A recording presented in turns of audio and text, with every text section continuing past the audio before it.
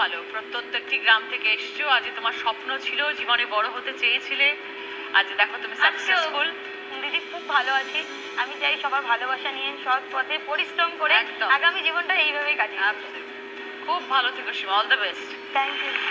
Finally দেখা গেল দিদি নম্বর ওয়ানের মঞ্চে সীমাদিকে, কিন্তু সীমাদি আগে জানিয়ে দিয়েছে সে কিন্তু জিততে পারেনি। দেখো 7 জনের মধ্যে তো একজনকে জিততে হবে, তো সেই জন্য কিন্তু সীমাদির একদমই মন খারাপ নেই। সীমাদিতে ওখানে গিয়েছে, তার জীবনের গল্প বলেছে, তাতে আমরা অনেক খুশি, কারণ সীমাদিকে আমরা অনেক আগে থেকেই চিনি। লকডাউন থেকে ভাই বোন মিলে প্রেমের ভিডিও বানাতো, আর এখন তারা কলকাতার মধ্যে ফ্লাইট কিনে কিন্তু অনেক সুখেই রয়েছে। তোমাদের ভালোবাসা পেয়ে একটা ওয়াইটি শপ খুলেছে, তাই আমার মতো তোমাদেরও সকলে দিদি নম্বর ওয়ানের মঞ্চে গিয়ে সীমাদির গল্পগুলো অনেক বেশি ভালো লাগেছে।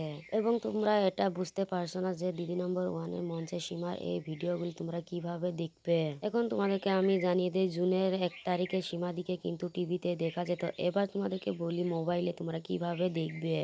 টিভিতে তো বারবার দেখা যায় না, তো তোমরা জি5 অ্যাপ প্লে স্টোর থেকে ডাউনলোড করবে, করার পরে ওখানে সার্চ করবে দিদি নম্বর ওয়ান, তো সেকশন 11-12 মারার পরে কিন্তু এইরকম ভাবে শো করে আসবে। তোমরা দেখে নিও, একটু চেষ্টা করে অবশ্যই পাবে। তোমরা যারা যারা সোশ্যাল মিডিয়ায় আসতে চাচ্ছ, সীমাদির এই ভিডিওটা অবশ্যই একবার দেখে নিও, কারণ তার জীবনে সব কিছুই কিন্তু এখানে শেয়ার করেছে। অবশ্যই তোমরা একবার দেখে নিও। আমাদের কাছে সীমাদির এই ভিডিওটা কেমন লাগলো অবশ্যই কিন্তু কমেন্ট করে জানাই। আর যারা যারা নতুন হয়ে থাকো অবশ্যই কিন্তু আমার চ্যানেলটা সাবস্ক্রাইব করে পাশে দাঁড়ায়ও।